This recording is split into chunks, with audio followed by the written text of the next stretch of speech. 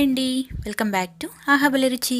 ఈరోజు మన ఛానల్లో టేస్టీ చింత చిగురు అలాగే ఎగ్ ఫ్రైను ఎలా తయారు చేసుకోవాలో చూద్దామండి. ఇది వేడివేడి అన్నంలోకి చాలా బాగుంటుందండి. పుల్లగా కారంగా చాలా టేస్టీగా ఉంటుంది. చింత చిగురు ఉన్నప్పుడు ఇలా ట్రై చేసి చూడండి ఎగ్ తోటి, మీకు కూడా చాలా బాగా నచ్చుతుంది. మరి లేట్ చేయకుండా ఎలా తయారు చేయాలో వీడియోలోకి వెళ్ళి చూసేద్దాం. ముందుగా లేత చింత చిగురుని తీసుకోవాలి. చింత చిగురులో కాడలు ఆకులు ఏమన్నా ఉంటే తీసేసుకోవాలి. ముదురుగా ఉన్న ఆకులు తీసేసుకొని ఇక్కడ చూపించిన విధంగా ఈ ఆకుని ఇలా మ్యాష్ చేసి పెట్టుకోవాలి.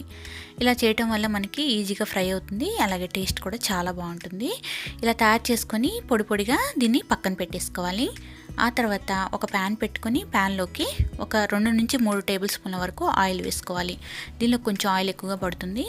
ఆ తర్వాత దీనిలోకి 1 టీ స్పూన్ ఆవాలు, 1 టీ స్పూన్ జీలకర్ర, 2 టేబుల్ స్పూన్ల వరకు పచ్చెనపప్పు వేసుకున్నానండి. పచ్చెనపప్పు ఎక్కువగా ఉంటే టేస్ట్ బాగుంటుంది. ఆ తర్వాత దీనిలోకి 2 ఎండుమిర్చిని కూడా కట్ చేసి వేసుకోండి. ఇవన్నీ కూడా చక్కగా వేగాలి.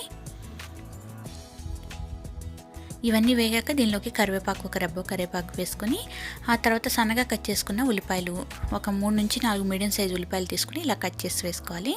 ఉల్లిపాయలు ఎక్కువగా వేసుకోవాలండి.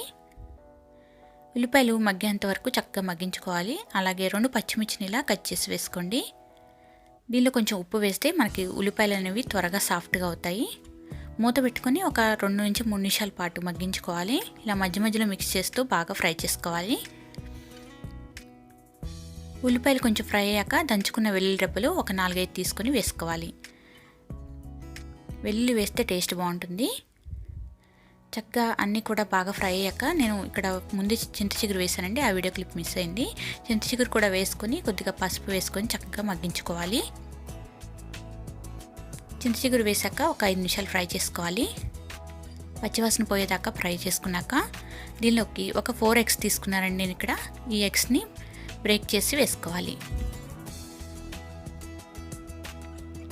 ఇలా చింత చిగురు కొంచెం పక్కకని ఎగ్స్ని వేసుకొని ఎగ్స్ కొంచెం ఫ్రై చేసుకోవాలి. ఎగ్స్ చక్కగా ఫ్రై చేసుకోవాలండి ఫస్ట్. ఆ తర్వాత మిక్స్ చేసేసుకొని ఒక 5 నిమిషాల పాటు కలుపుతూ ఇలా ఫ్రై చేసుకోవాలి.